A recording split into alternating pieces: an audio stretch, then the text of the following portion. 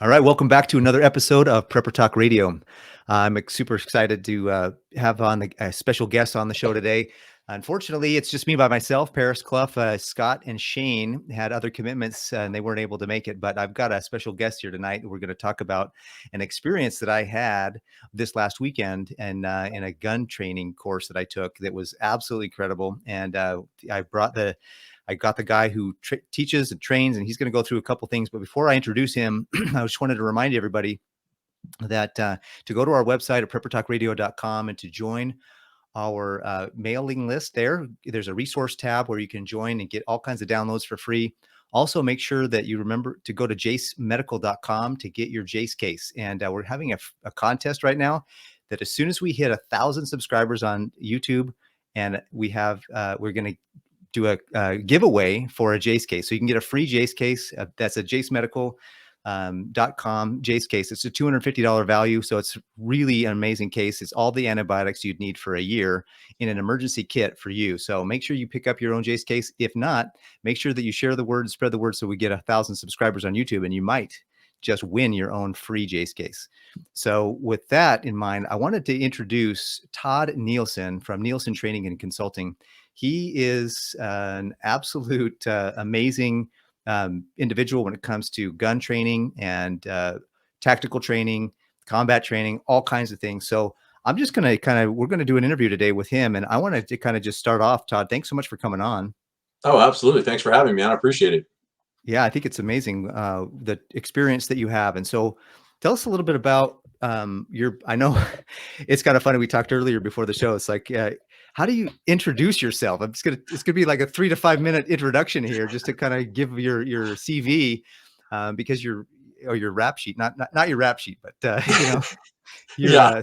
your CV is pretty impressive. So tell us a little bit about your background and why you got started as a trainer. Okay. So I did 25 years in law enforcement with the San Jose Police Department in California. And I did narcotics prostitution, fugitive apprehension, human trafficking, and just about every other special operations thing that I could possibly do. Did a lot of time training our in-service people and training other um, police teams. I actually trained a couple of U.S. SOCOM contracts, and Wow. in 2008, 9, and 10, right before all the craziness of everything going overseas and all that stuff. So it was a good gig. What is SOCOM? Just to kind of give some of those that are listening may not understand what that means. SOCOM is the Special Operations Command. I did for both the Pacific Fleet and the Atlantic Fleet. Wow. Of which branch? Is that a specific branch or is that just a It's all special operations joined together. wow? Yeah, it was fun. It was a lot of fun, and there's a lot of great information that we were able to trade back and forth and really help out both sides. There's some great information that I was able to glean from them, and then some great information that I passed on to them for the guys that were going overseas to be able to train and be ready to do low light training inside buildings and the mud huts that they were working inside. So it was a great exchange of information, and I'll tell you what, I had a lot of fun doing it. I bet. That's super cool. Yeah, To be in a group with that high level of focused guys, trained, the skill sets that those guys have. I love the movie Taken. When he says, yeah, I've developed over a lifetime certain set of skills."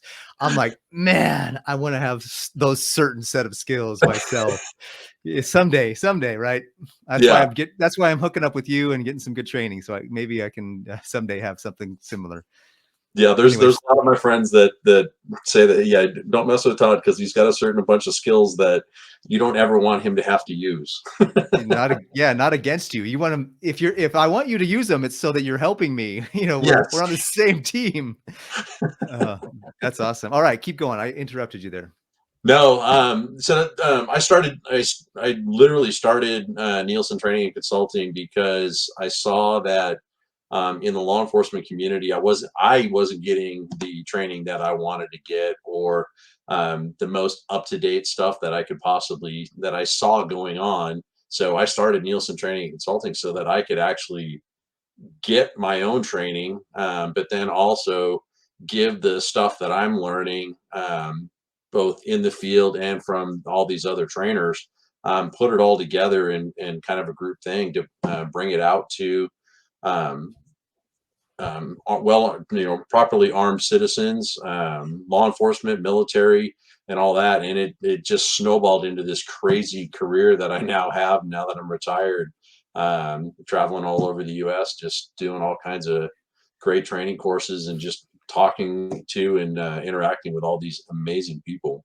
That's really cool. So it's interesting to me because you think that Leo's law enforcement officers would have access to some of the best training already. So They- the fact that you Yeah, feel, so where was the disconnect? yeah, and a lot of it really comes down to money. Oh, okay. How much does it cost to go to a training course? You have to pay the officer for their time to be there. You have to pay for their ammunition. You have to pay for their hotel. You've got to pay for their cost for the course, plus meals and all that stuff, and travel expenses. So a course that's 3 days long, it could end up costing the police department $6,000-7,000 to send them to a particular training course.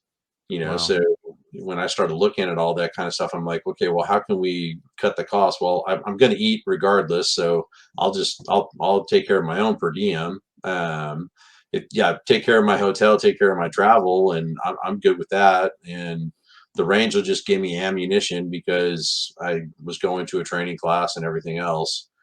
So they would give me the ammunition for the course. So then it basically came down to what is tuition costing and what's travel costing, and it made it a lot easier for me to get training that way. But there's a lot of training. Like I tell people all the time, I spent over $50,000 of my own money to get myself trained as a police officer, and I took all that information and everything, and I brought it back to my teams and the guys that I was working with, and gave them the gist of the same training that I had just gone through. And that's, tell us, I'm sure you can speak to the fact that teaching, so once you learn something, if you then turn around and teach it, it solidifies it within yourself. Oh, And so absolutely. you Yeah. probably got more out of teaching it than the guys who were receiving it from you did. Oh, yeah. Like, I blew out my knee in a fight, and they're like, "Hey, so you need to rehab your knee. So why don't you come to the training unit and then you can teach everybody and that you've been teaching on the teams. You can teach the entire department then." So that morphed into writing the active shooter protocols for the county, teaching all the protocols to all the agencies within the county, then doing active shooter training for our department, then doing tactical entry training for all the teams on our departments.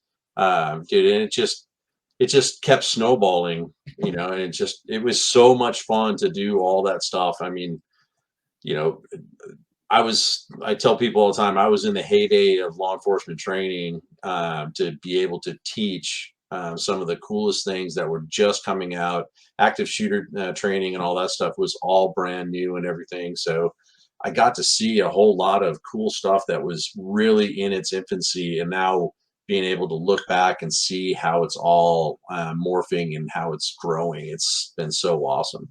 Yeah, I mean, honestly, active shooter was never really an issue prior to the last maybe 10, 15 years.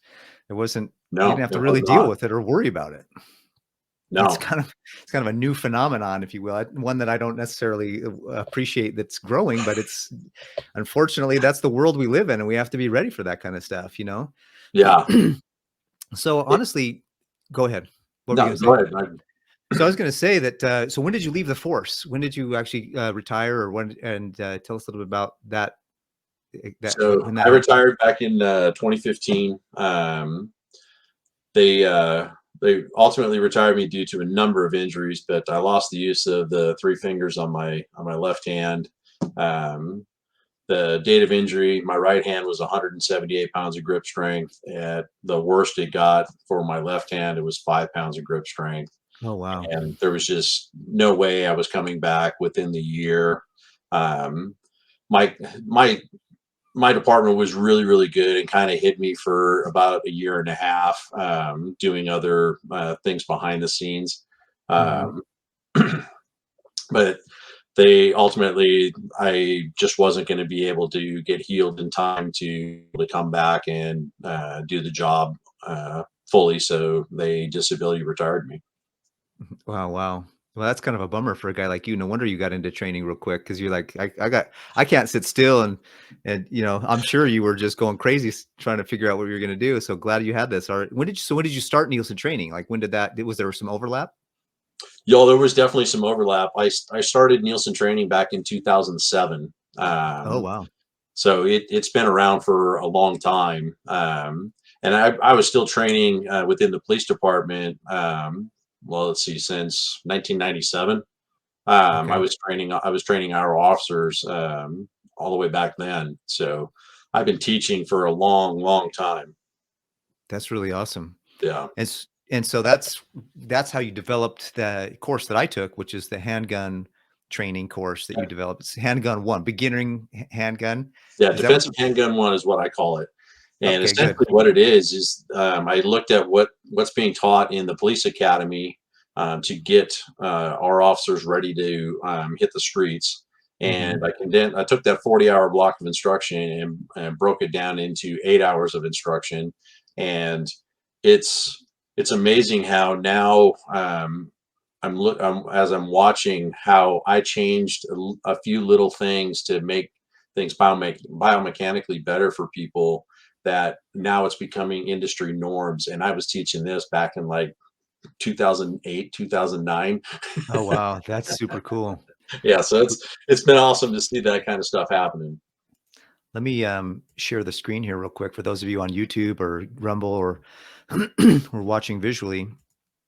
I wanted to share this website. This is the website here is just scrolling across the bottom at nielsentraining.com. Hmm. And this is your website. And this is the course that we were on. It looks like, anyways. I mean, that is that a Yeah, with different Connex course? box and everything. Actually, that one that's an old picture. That one's from a class that I was teaching out in North Carolina. Oh, Uh, nice. but that was a lot. That one was a lot of fun. So if you scroll down here to classes, the class that I took was oh, this one over here under the training. It's under training. The class that I took is this first one, defensive handgun one. Yep. It's a 1 day 6 to 8 hour course. That was Yep. really cool. I mean, I don't necessarily have anything to compare it to, but I was like, wow, I didn't know what to expect going into it. I'm a super novice when it comes to handguns. I've shot a few times at the range and got myself, I shot enough to realize that I really liked having the Glock 19 in my Yeah. hand. I shot the Glock 17. I shot a Shield. I shot a couple other guns that I rented from the place. And that was one of the first questions I asked you when I met you, is that, hey, just tell me if this gun fits my hand. So talk a little bit, how important is it for somebody to pick the right gun? Well, picking the right gun is huge, because if you don't have, if you can't reach the controls on the gun, then you're gonna be fighting the gun. Is essentially what's going to be happening. Um, there was a lot of going through classes and stuff is figuring out what stuff actually works for you, what holster, what magazine pouches, what hearing protection, what eye protection, all that kind of stuff. And when you grab a hold of the gun, though, it has to fit in your hand. You don't want to be moving it around in your hand while you're trying to gunfight with it. It's just going to be detrimental to you. It's going to cost you more time, and with the average gunfight here in America being less than 5 seconds, when you start talking about a half a second to readjust your grip, you're already behind the curve. Wow. So What do you, having that gun fit into your hand and being able to access all the controls on it is so important and so integral to actually getting a good quality hit on a target to make sure that you can stop that threat. Yeah, I noticed that there was one of the students we had in the course who had a gun that was a little different from her hand, and she had to change guns to make. And she Yeah, was like, "Wow, this is so much different. Just having a gun that fits a little better in her hand." yeah. Uh, so that's really important to get the right one for you, the right fit for your hand. Now, I have a question for you about your. I know you've talked a lot about your training and experience with teaching law enforcement, but what is the? I mean, active shooters today. h- By the time if a gunfight is 5 seconds, and an Hmm. active shooter is in, let's say we're in the mall, like how we just recently had, and I don't know if everybody remembers, but not too long ago, in I think it was Greenway Mall or something, Yep. they had an active shooter, and there was a concealed carry guy that Yep. took care of it within a couple of seconds, if not a minute. Yeah. What That's way faster than law enforcement could even get there. Like you can't even pick up the phone and call 911 as fast as that guy took the guy out. Oh yeah. So what's the reality of the necessity for active, pardon me, everyday citizens to have some really strong training or some familiarity, some competency?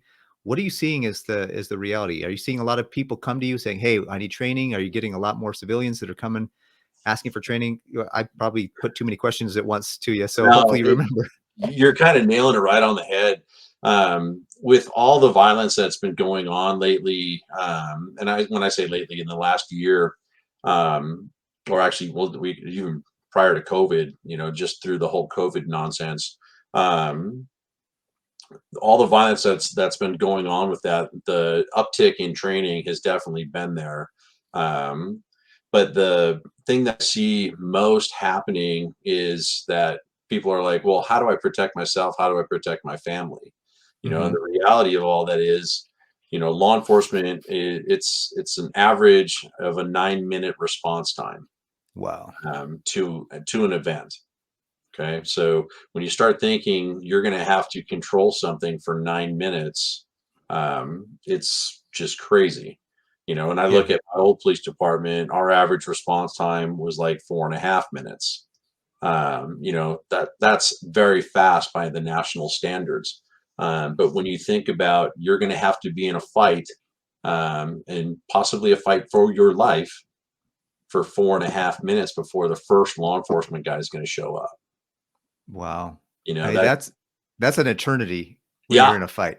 yeah, and I Like you mean, might as well you might as well be 1,000 years, you know? yeah, so when you start thinking if you gotta go toe to toe with somebody just in a physical altercation, um, for 9 minutes, you know, professional, fights only last 3 minutes, for Wow. their rounds. There's no ding in a, in a Right? self-defense encounter. You mean There's no, "Hey, you mean pause, time out," go to your yeah. corner. So It's somebody just somebody breaks into your house, you can't tell them just a minute. Now I've got to set up the, proper appropriate yeah, ring here for us to have an altercation.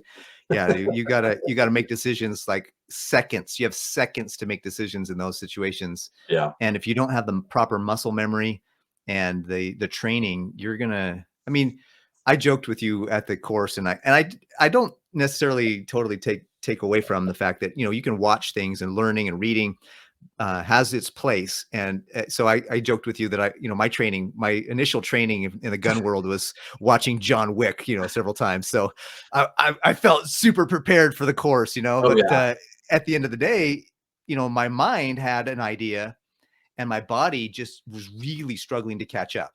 And yeah. so that frustration of what my mind was thinking and feeling and seeing and knowing and what my body was doing, I was like, man, I got a lot to conditioning to do. You know what I mean? Yeah, Have you well, and it's the key thing that we really focus on, especially in that course, is getting the core fundamentals down. And once you have those core fundamentals down, then we can branch off and do all kinds of different things. Then you can actually start running and actually hit targets. You can actually be forward moving and still hit great. You can get good solid hits on targets. Mhm. And it's amazing how once you get your grip, your stance, your side alignment, your trigger squeeze, once you get those down, everything else will really fall right into place. That is awesome. Yeah, I remember the first half of the day we were out there, you were just basically going through the fundamentals of the gun, Hmm. teaching, I love the story that Vince Lombardi tells about, they tell about Vince Lombardi. They Yep. bring these professional athletes, these guys that are the best of the best, they're pro level athletes, and they start their first week of training with Vince Lombardi, and he says, "This is a pigskin." Yep. These are it's made out of leather. These are the grips. This is the finger holds. He literally goes to the very core fundamental basics. And that's Yep. what we did. The first, I don't know. And you spent probably a good half hour to an hour on what are the different pieces of the gun? What are the parts of the gun? How does the gun go together? How does it? And then we didn't even start firing until close to lunch. Yeah. And then it was just go. It was just, blowing through rounds Yeah. until we were done, which was super fun. And I just got to say that I'm a pretty confident person, just in life. I have Yeah. a lot of people say that I border on arrogance, but so I'm working on it. Right.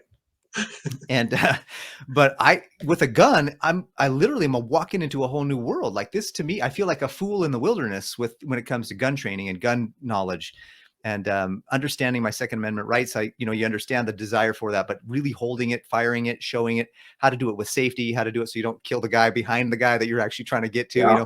there's a lot of things to think about. Like when Yeah. you put up some of those posters, you're like, all right, guys, before you start shooting this target, I want you to take a look at the scenario here. Uh-huh. And see that. Talk to us a little bit about the mentality behind that. So the mentality, I love using photorealistic targets, and I use them in every single course that I do, even my entry level courses, because what happens it's mostly a mindset thing where once you see something that looks like a human, if you have to address that human that's trying to harm you or someone you know, love, and care about, then it makes it a lot easier that you've already had that stress inoculation.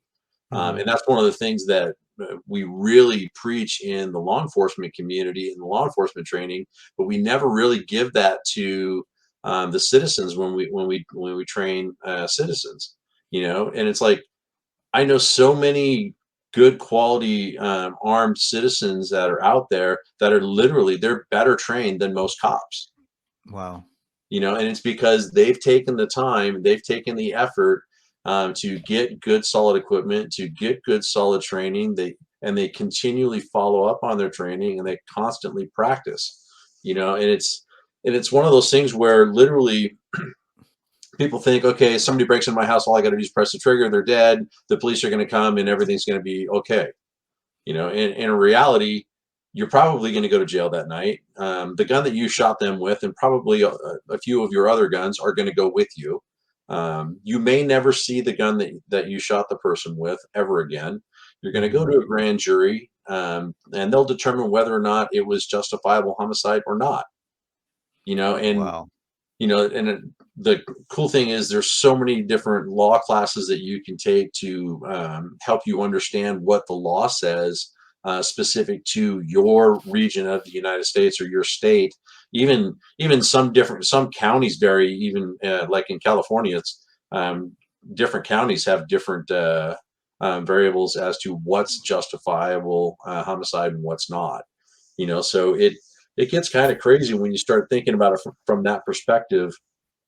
How much knowledge do you really need to have to make sure that you know that you can effectively shoot somebody and legally do it? Yeah. I mean, with the Kyle Rittenhouse trials that came about, every one of us should be nervous about, or at least Yeah. recognize that we need to understand self-defense laws, and we need to understand and really abide by those laws, and know how to articulate what we're doing and why. Yeah. Otherwise, we can find ourselves in more trouble than not. And I've seen some of the stories, or at least I've heard some of the stories as I've read through some of the things that people think they're doing things that are obviously self-defense, but they still go to jail or they still end up in prison. Yeah. And just because they didn't articulate properly why or how or what the scenario was. And that's just, you know, that's horrible because Yeah. we're Well, supposed to have these. there's case law in Minnesota where an elderly gentleman had his house broken into several times, and he knew who the people were. He hears them come in once. He's down in his basement, shoots one of the intruders at the top of the stairs. They tumble down to the bottom of the stairs at his feet and put the bullet into their head. Oh, that Goes second one was, upstairs, gets into another gunfight. Um, The one upstairs, totally justified. The first few rounds that he fired at the top of the stairs, totally justified. The one that he fired into the person's head at the bottom of the stairs, who was no longer a threat, was homicide. wow. And that And that they was actually it. tried him for homicide, and they got, I think it was like an involuntary manslaughter or something like that, is what they got ultimately got it bargained down to. And he still ended up doing 10 years, Wow. you So it's know? not just having the mental fortitude to survive the actual day, but Yeah. to stop. It's one thing to know what to do, but it's also important to know when to stop doing. Yeah. Right? Like, I need to know how to shoot the gun, but I need to know when it's appropriate. Like, I got to stop now. Like, I can't keep firing bullets into the guy or Yeah. whatever. Wow, that's important. So, Yeah, what? there's human performance limitations too that that we can go into in the trial and all that kind of stuff. That if you put 10 rounds into a person, and you're still in fear and all that kind of stuff for your life, or for the another person's life, there's some human performance limitations that come into that actually come that we're able to testify to that can justify a few extra rounds. But when the gunfight has ended, the person's tumbling down to the bottom of the stairs, and then you just give them the coup de grace. That Yeah, if they're you no went longer a beyond. threat, you can't shoot them. Yeah, and I really appreciate that you spent some time talking about self-defense in that course that we did, Yeah, which was really awesome. So I know that we're going to have you on again to talk more about some other stuff. And so I know you're also, I wanted to show this other training program that you guys just developed. It's here local to Utah, which is really cool that you're right up the street from my house because yeah, I can take advantage of you. I mean, and you use this training and get some good training. And so we'll talk for a minute. In a minute, we'll talk about. So this is the handgun course. Everybody who's watching on YouTube or Rumble, this is the gun course that I took, and this was a course October 8th, which is past. But he's going to do another one. If you come here to classes under Nielsen Training, you come to classes, then you can look at. I think they have. You said you had a calendar, right? So yeah. upcoming classes. When you go to that calendar, I've got, like, we're working on the 2023 calendar. I'll be taking December off and January off, from teaching Nielsen training courses, but on the BPMF side, I'll be teaching a couple of courses there, S- So because this is the it's a couple of yeah, hours. this is the other website that you guys have, which is BPMF Inc. B Yep. as in boy, P as what's it? Body. What did you say it was again? Be present, mindful, and fit. Be present, mindful, and fit. That Yep. that fits exactly with what we're talking about here. So Yep. BPMF Inc.com, scrolling across the bottom of the screen for those that are watching. And I'll have links in the description for those that want to take a look at it later. But this is a complete training system that you guys have. I've also started a course with one of your other partners who Yeah. teaches self-defense with no weapons, like Yeah. martial arts, and that's a fantastic course. Yeah. And maybe we Patrick the can. Ninja. Yeah, he's quite the. Oh man, he's got a CV as long as yours, if not Yeah. in his He in does. his world. So BPMF is another fantastic. So upcoming classes, just to give you an idea, what are the classes? Free personal and home basic. Free class, personal and home defense basics, Yep. women's self defense, pistol one, concealed carry challenge. Free class recognizing public threats. Free Yep. class legal use of force seminar. Free class constitutional carry. These are fantastic. And so Yep. if you're local to Utah, if you're within, how far away have you had people come to these trainings? We've actually had people come as far away, for those particular classes, as far away as Park City. But, like, one of the gals came up from Southern California on Saturday for last Saturday's course. Yeah, that was really cool. That was Yeah. really cool. It was kind of fun. We got to tease her about being in California and how she couldn't do certain things or had to have certain, number of rounds in her magazine and whatnot. So I Yeah. just Every moved time I from handed her a bullet, I told her I was committing a California felony. right. And I just moved from California. So I was like, oh, thank goodness I don't have to deal with that anymore, Nope. Oh, wow. So what if somebody's not in Utah or not nearby? What can they do to kind of get some of this training or you know, uh, get to the point where they feel confident with their firearm? With Nielsen Training and Consulting, I do travel. If you have at least 8 people that want to get together and have me put on a course for you, You can just reach out to me, and I'm happy to travel out to where you're at.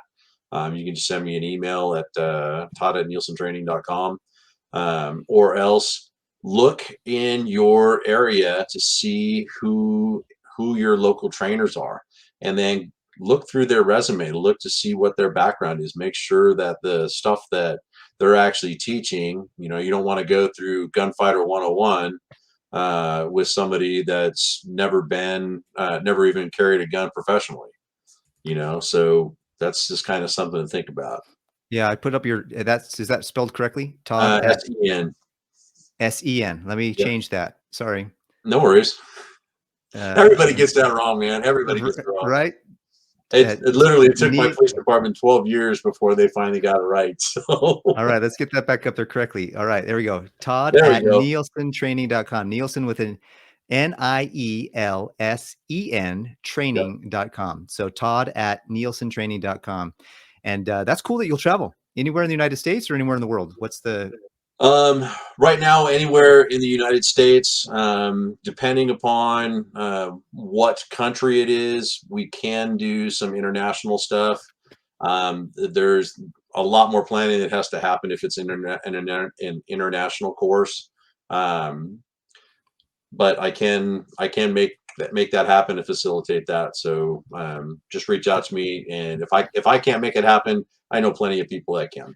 All right. So while I was typing in your email, I didn't hear what you said about if somebody can't get a hold of you, where can they go to find the, is there a place that somebody can look like a Google search that they should look up handgun training, or what would be Yeah, the, you can do Google searches, but because of the politically correct climate and everything else that we live in, it's generally harder to find that. One of the best places to find it is one of your local ranges or your local gun store. They can refer you to training that's going on, um, or um, you can do a there's a group that the USCCA, the United States Concealed Carry Association, they have a list of courses that are going on. Um, but you'll see stuff that literally from $80 all the way to $600, depending on what the course is. So you got to kind of read through and understand what it is that you're actually learning.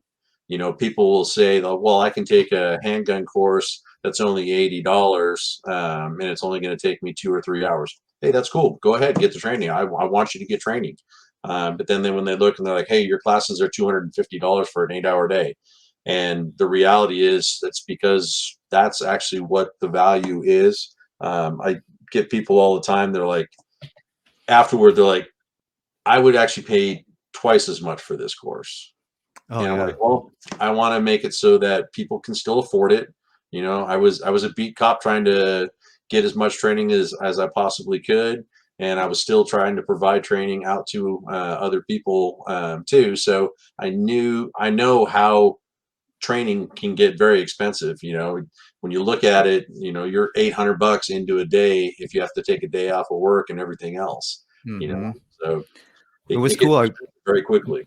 That lady that came up from Southern California was telling me that her husband's a Leo. He's Yep. in the law enforcement world, and she was like, I had a couple of my buddies say, we'll just take you out. We can teach you, and we can show you what to do. And she was telling me, she's like, I am so glad I took this course, because not only did you have the knowledge, but you also had an EMT on site, and Yep. you had some people there that, if in case anything happens, how many people can teach that and have that available as a safety precaution? I Yeah. mean, just not only did you teach us about being safe, you actually showed us Yeah. by having that kind of a resource on hand, and that was really cool. So my last question, and maybe I hope maybe the last. Well, I have millions of questions for you, but the last question maybe for this podcast is, what? Let's say I'm a guy at home right now listening to the podcast, or I'm driving in my car listening to the podcast, and I really may or may not, I kind of understand what's going on in the world. I'm seeing some of the issues that are Mhm. happening. What can you really sell me on? Or like, I mean, it's really not a sales job, honestly, with what's going on in the world. Right. If anybody's paying attention, they're like, what, I need something. What can you speak to about helping people really get over that kind of that inertia, or that just indecision, and help them really get going? Like, what are we, What can you provide as kind of some inspiration to help people really get more confident, more inspired about learning how to be more competent with their firearms and their Second Amendment rights? Well, the big thing is just start training. And when I say training, I mean go to the range on a regular basis and at least shoot targets. They can be bullseyes, they can be dot drills, they can be photorealistic, all that kind of stuff. There's all kinds of things you can do from that perspective. But the big thing that you want to do is just, if you understand that if you're afraid of something, the best thing to do is learn about it, Mm, because then you're going to be able to quell your fears, and also you're going to learn some more skills that you're going to be able to apply in just life itself. It's I joke with people. I'm like, hey, I don't teach gunfighting. I teach decision making. that's And true. the reality of that is, do you decide that today's the day that, hey, I'm going to have to present a firearm and I'm going to have to shoot somebody? No, it doesn't work that way. It pops up and falls in your lap and starts to wiggle. Yeah. And then you've got to deal with it, and you've got to make a split-second decision that's probably only going to take you 3/4 of a second to make that decision. But then you're going to have to live with that for the rest of your life. Hmm. So getting as much knowledge as you can from the legal side of stuff, and then the practical application side of stuff. And there are so many trainers that are out there. I'd love it if you train with me. Great, but just get some training that's out there and make sure that your trainer is reputable. I've seen a lot of guys that are coming back from overseas that I'm like, yeah, you've got a great resume, but you can't teach. Wow. And it's sad, but um, Hmm. and I'll coach them up. I've done plenty of that already.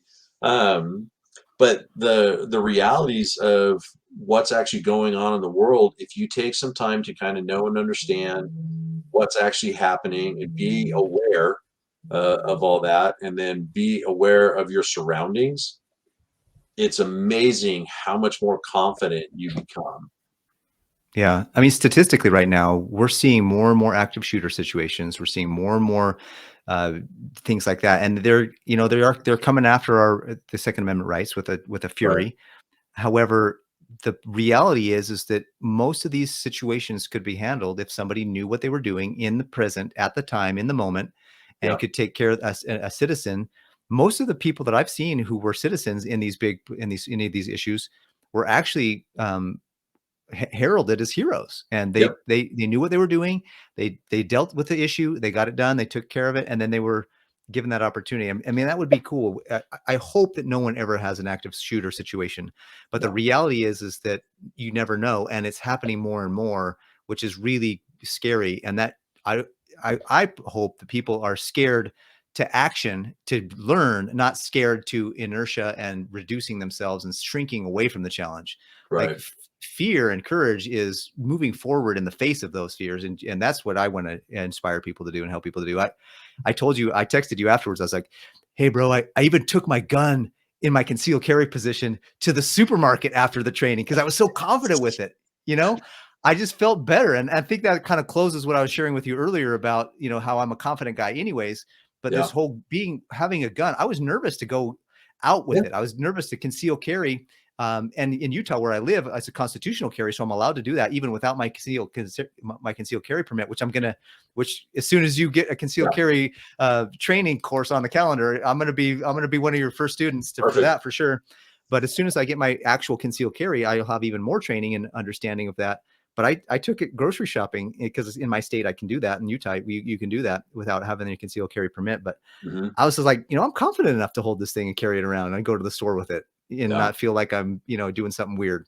And I mean, I am doing something weird because I'm trying to defend myself. And in this world, it seems like anybody who understands the constitutional rights is Yeah. doing something weird for some reason.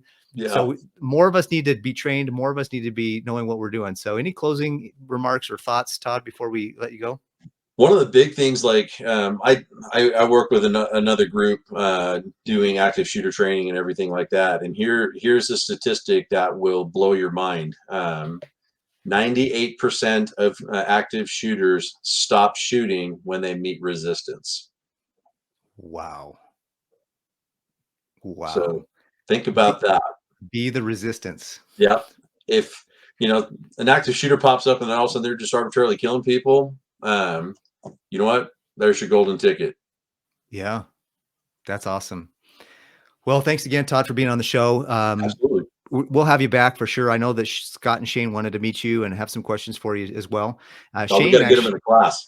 no, Shane is just up the road too. I told him about it. He's like, yeah, that'd be cool to meet these guys. So, he's up in Orem area. So, Scott, our other co-host, he's up in a little more further north in Bountiful area. But definitely want to have you back on the show. Appreciate it. So just as a reminder, everybody, go to Nielsen Training. It's scrolling across the bottom of the thing here, nielsentraining.com. If you want to learn more about Todd, if you want to have him fly out, if you can get a group together and have him fly out, go to todd@nielsentraining.com. That's also on the screen here, and I'll put it in the description below as well. But also remember, just one last plug for Jase Medical. Go to preppertalkradio.com, get your resources, join our email list, join our Facebook group, and subscribe to the channel so that you can win your Jase case. Win a jasemedical.com Jase case. And if you use the code PrepperTalk and buy one ahead of time, then you can get $10 off if you use the code PrepperTalk and get $10 off your Jase case. So thank you so much for being on the call and on the call. I did that last podcast too. Thanks so much for being on the podcast, Todd. Thanks everybody for listening. And remember to stay ready-minded and be ready. And remember that above all else, it's God, family, and country. Until the next time, have a great day. See you guys.